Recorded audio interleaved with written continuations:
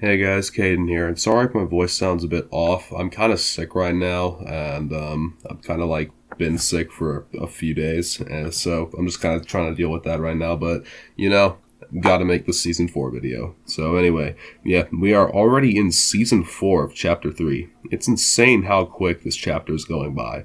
There's quite a bit to get into for this video, so I won't keep you waiting much longer. And if you'd like to, you can support me by using creator code Cadin-M. I'm probably one of the few people that didn't dislike Season 3. I mean, yeah, everyone agrees the Dragon Ball collab is what made that season, but I thought it was alright even before that. We had some pretty good additions, like the DMR, the Prime Shotgun, and the sweet, beautiful combat AR. What? But we also had some misses, like, Charge SMG. Yeah. There was also the summer event where the community got to vote for what buildings got to be built and tilted, which ended up being unintentionally rigged. Other than that, nothing much happened that season. The main gripe most people have with last season is that it was simply just boring, and some people even say that season 2 was better, which is insane because we all know how bad that season was. I guess the reason people say that is because in season 2 we had stuff to do, and a chaotic loot pool. So I guess the question is a bad season better than a boring season? No! Throughout last season, the scientist was studying a growing threat to reality that seemed to be causing Zero Point to send out massive shockwaves. He was also developing an AI that helped him study the threat named Amy, who's extremely intense, and she won't stop calling me daddy. Then members of the Sevens suddenly started going missing. First it was Dwayne, then the sisters, then the visitor, Origin, and the scientist. What happened to Dwayne and the sisters is yet to be revealed. They are probably consumed by the chrome, to be honest. But what was revealed is that the scientist, Origin, and visitor were in an underground biolab trying to study a sample of the chrome that was spreading on the island. The chrome sample kept multiplying and eventually got out of control, consuming the scientist, visitor, and Origin. Paradigm, aka Brie Larson, aka the last remaining member of the Seven, decides that she needs to go back to her homeworld, Reality 659, to develop a way to stop the chrome from consuming the island. The Reality Bloom biome from last season has turned from an acid trip to an acid overdose. The ground, trees, and mushrooms have turned from a nice blue and purple to an ugly yellow and brown. Also, the reality tree has lost all of its leaves and can no longer be used to redeploy. On the east side of the map, most locations have been afflicted by chrome. Lazy Lagoon has become Lustrous Lagoon, Shuffled Shrines is now Shimmering Shrines, and Sanctuary has turned into Herald's Sanctum. Here you can find the Herald boss, who everybody thought their name was the Bloom Watcher, and they were the person from the trailer last season. The Joneses has been renamed to Fort Jonesy and has pretty much just been rearranged a little bit, not that big of a change. Condo Canyon is now partially floating in the sky and has had its name changed to Cloudy Condos.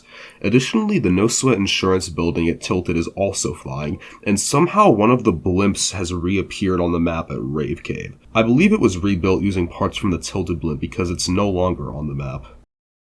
First things first, chrome.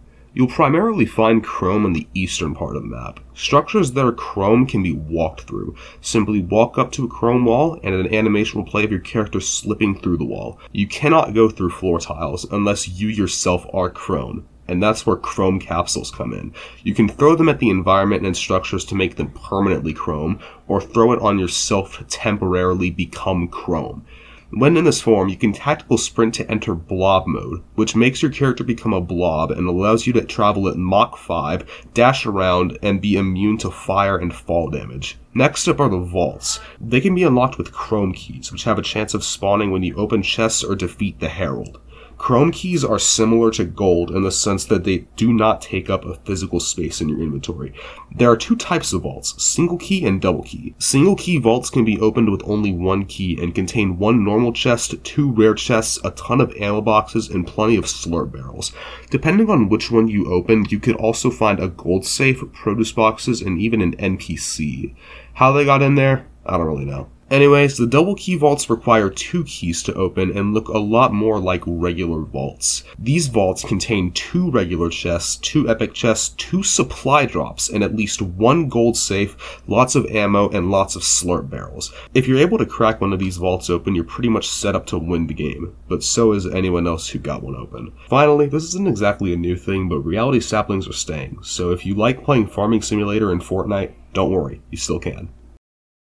As is tradition, we'll start off with what got vaulted and unvaulted. For the vault list, we have the Striker Burst, Striker Pump, Stinger SMG, Charge SMG, Heavy Sniper, Auto Shotgun, Two-Shot Shotgun, Impulse Grenade, Portafort, Junk Rift, Rift to Go, Marksman 6-Shooter, and saddest of all, the Combat AR. For the unvaults, we have the Lever Shotgun, Rapid Fire, Silenced SMG, and Hunter Bolt. With the unvaulting of the Hunter Bolt, Epic have decided to give the sniper weapons some power back. They buffed every sniper, increasing damage, headshot multipliers, and for some, both. The Hunter Bolt received a damage buff from 86, 90, 95, 99 to 95, 100, 105, 110, and a headshot multiplier increase from 2 to 2.5, meaning that from the blue rarity and beyond, it can one-shot any opponent, even in zero build. Pro players aren't very excited about this change, but it seems that the casuals are happy, and they're the only ones Epic really cares about, right? Speaking of weapon changes, the Silence SMG received none, but it did get its purple and gold rarities from Spy Games added to the game, and they're not as bad. A gray rapid fire still has a higher DPS than a gold silencer, which I think really says something. Moving on, there are two new weapons in this season, the Evo Chrome Burst Rifle and Evo Chrome Shotgun. These weapons work similar to Evo armor in Apex Legends. The more damage you do, the higher the rarity becomes, all the way up to Mythic. The AR is possibly the most unique weapon ever added to this game. It's a two-shot burst by default, but as the rarity increases, the number of bullets per burst increases. But to balance this out, the damage also decreases with each burst increase. The Herald also has her own mythic version of this rifle, which has the same stats as the normal mythic except with like 4 extra bullets. The shotgun is also very unique. It's basically the Mastiff from Apex Legends because it has a horizontal spread pattern. It also fires 7 pellets per shot, which is very below average for a shotgun, and the accuracy of this weapon is completely unaffected by aiming down sights, so you'll be shooting in the same position no matter what. Personally, I really like both of these weapons. I think the Burst Rifle could use a bit of an accuracy buff, but that's it. Expect me to make a video on them soon. So far, the season is great. The chrome mechanics are fun, the new guns are really cool, and Fortnite is just around the corner, so you already know that's going to be hype. So far, I'd rate this season an 8.5 out of 10. I'm excited to see where this all goes. Anyway, that's about it. See ya.